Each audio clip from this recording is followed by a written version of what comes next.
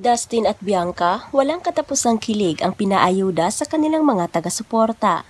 Sa pagpapatuloy ng kanilang No Talking Challenge ay makikitang magkatabing nagpapahinga ang dalawa sa sofa.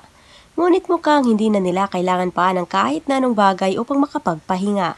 Dahil sa nakikita natin ay mukhang pahinga na nila ang isa't isa. Marami ang kinilig nang makita nilang pasimpleng naka-holding hands sina Dustin at Bianca.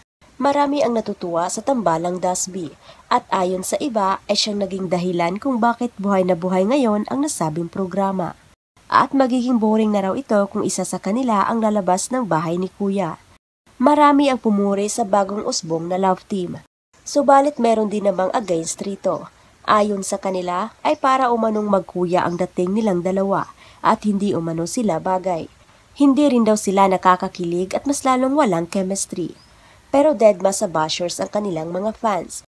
At patuloy nilang nilalayag ang bagong tambalan na nagbibigay ng saya at inspirasyon sa nakararami.